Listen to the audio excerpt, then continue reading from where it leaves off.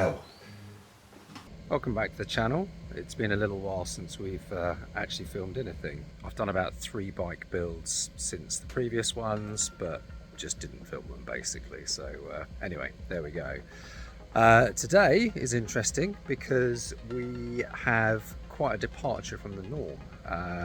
We are going to be doing something completely different, and we are going to be playing with a car instead of bicycles. I have managed to get myself this absolutely stunning, hang on one second, Jaguar XJ8. It's the 4-litre V8, so the bigger of the 2 V8 engines. I've always loved the styling on these. I just thought they're absolutely stunning, and I picked this up for the princely sum of 1,000 of your English pounds. It really is the last word in opulence. Leather throughout, all of the toys that you could possibly get for a 1999 vehicle, which was when it was initially registered. This is the long wheelbase, so it is slightly larger than the standard X308 to give it its proper designation. And after 23 years, it's still going strong. It's just a cracking piece of kit. It's not without its problems. There's definitely a few bits of rust that need attending to, like this here. There's some marks on the bumper, which are going to need sorting out. I've already started to strip away at these mud guards, these wheel arches here. We've got a few bubbles that will need sorting. Actually, these back ones aren't too bad, but the front, this one is okay. I think it's actually worse on the other side. Let's just have a look. This front isn't disastrous. Yeah, this one's quite bad. There you go. So I've gone in quite hard there. We're back to pretty solid metal, but we're going to need to do a proper job on that to get it sorted out.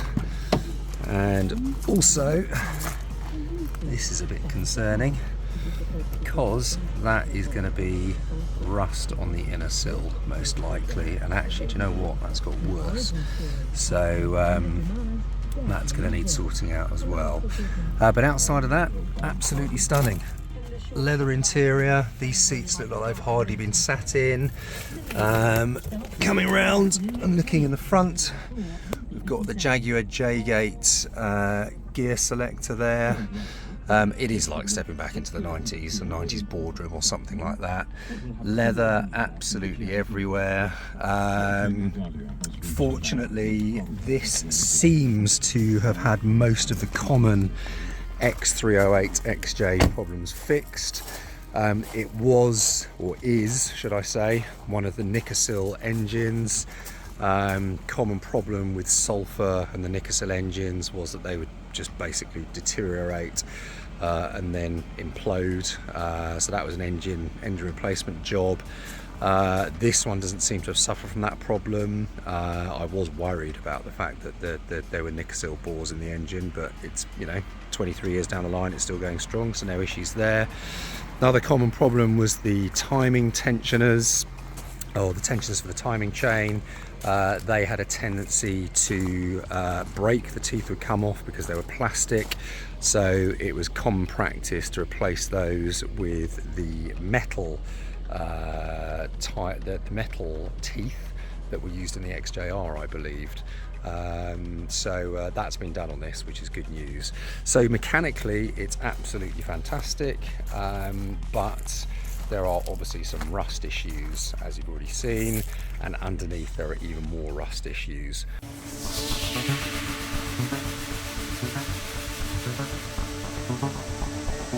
Rear subframe bushings are screwed, so they need replacing. Same on this side. Exhaust has seen better days, but it's still good.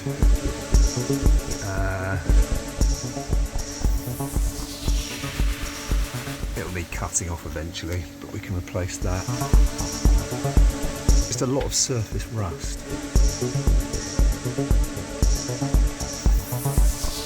Mid-drive shaft, good. Springs, okay. Some better days.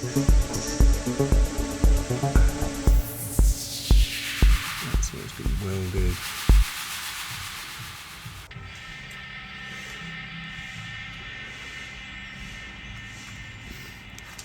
Apart from that, it's really not that terrible.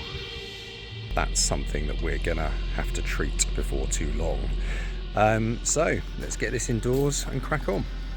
Right, so here we are in the garage, ready to go, and already we have a problem. So I need to get the bumper off to start treating this rust, and there are basically 2 bolts. There's one just up here next to the exhaust pipe, one in exactly the same place on the other side, just under here. This one comes out absolutely fine, no problem whatsoever. This one goes so far and then just free spins. So we are going to have to come up with another solution. Now, there is a mounting bracket in there, which I think we can get to from the inside of the car if I take this trim off. So we're going to have a go at that in just a second to see if we can get the mounting bracket, the whole mounting bracket off, which means I'll probably have to support the exhaust pipe.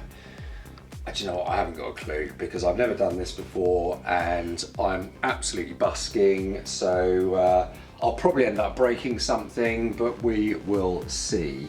Right, okay, I better get on with it. This is gonna come out.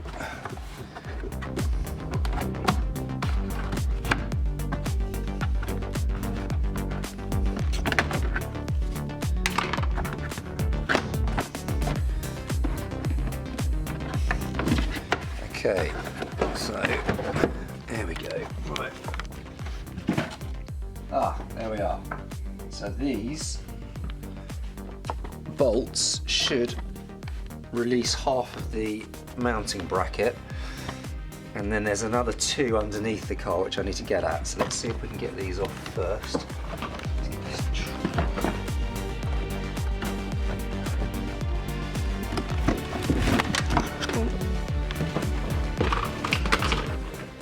That Jaguar 6CD auto changer, cracking bit of 90s technology. Look how it's mounted. That's so it's isolated from the vibrations of the car. That's really clever, actually.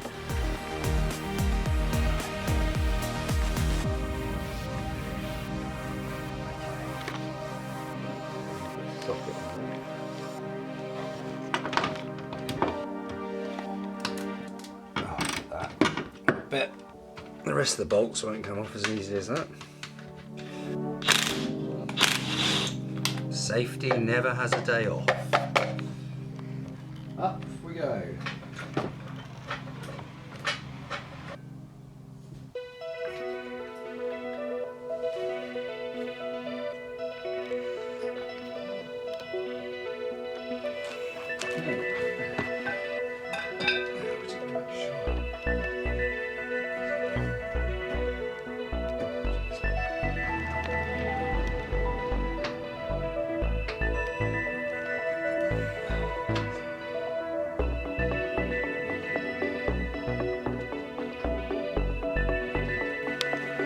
So this bolt completely rusted on and it's just turning everything. Put plus gas on it, but all it does it's just turning, the whole thing's turning. This there's nothing, a screwdriver in there. This is just turning because it's rusted. So I don't know how I'm going to get that off. And then there is another one up. I don't know if you can see that. There. And we're going to have the same problem there. This thing is moving. This nut is not. going anywhere, and I don't want to round it off. So that's not going anywhere. The bolt, the nut is rusted to the bolt, and there is nothing in the bolt head to which I can get purchase to hold it to turn the nut. So the whole thing is just turning. Yeah, the joy of 23-year-old cars. So I'm gonna have to have a think about that. But for the time being, I'm gonna get the wheels off and carry on treating the underbody.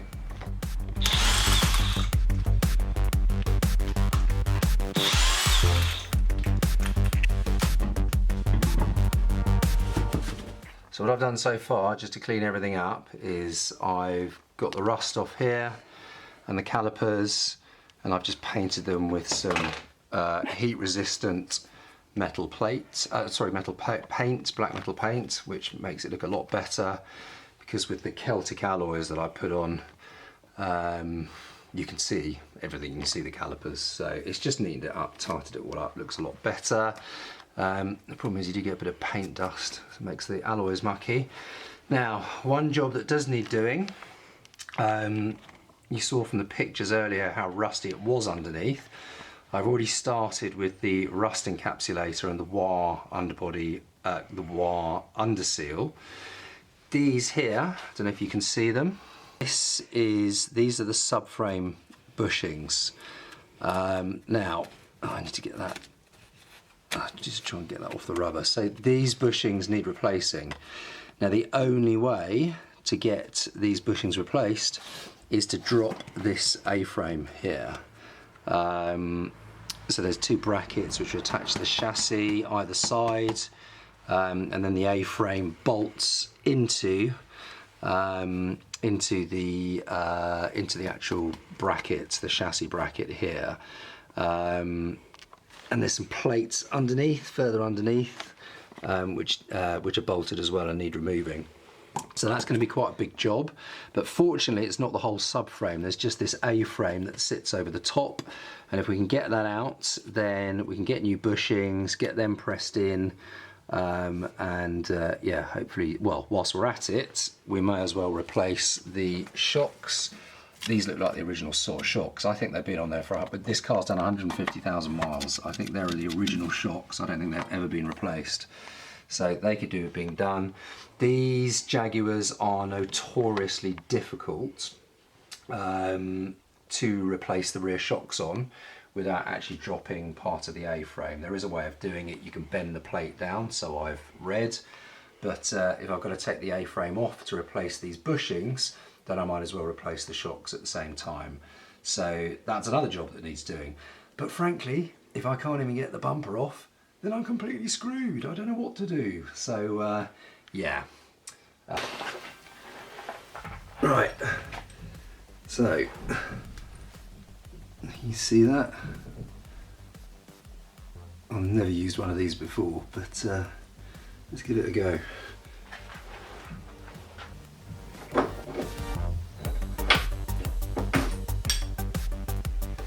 trouble is that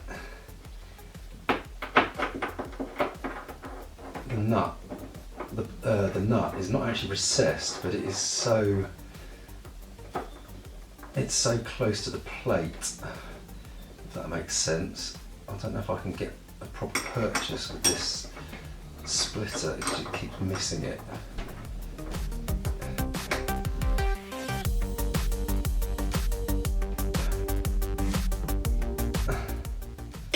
It's just such an awkwardly tight space, I can't bloody see anything. So I'm tightening, whether I'm tightening onto the nut, whether I'm... I just can't see.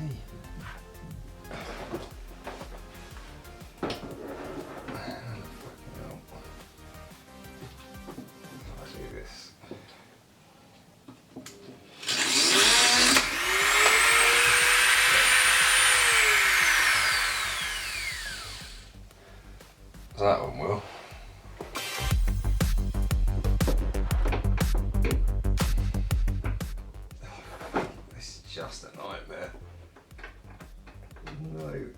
room to manoeuvre.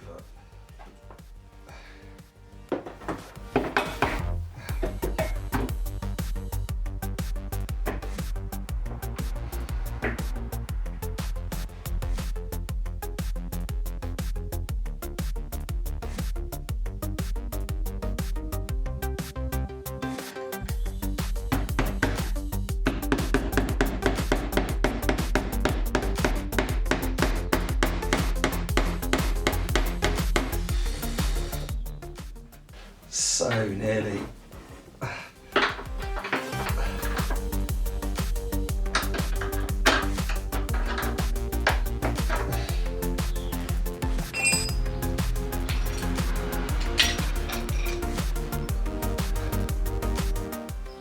my God, that's all I need.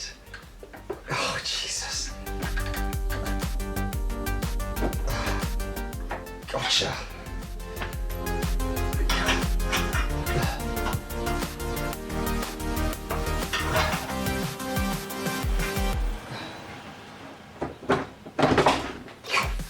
Fucking hell.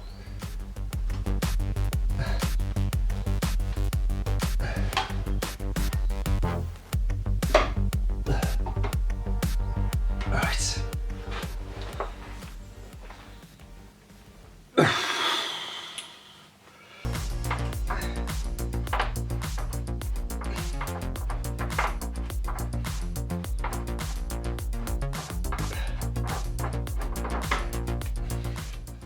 Okay.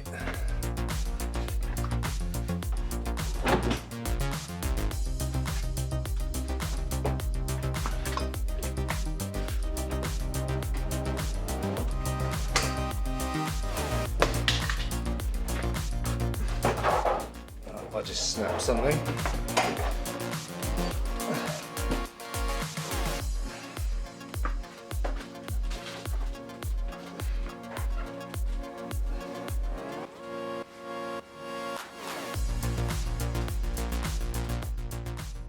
Well, that was a right old palaver.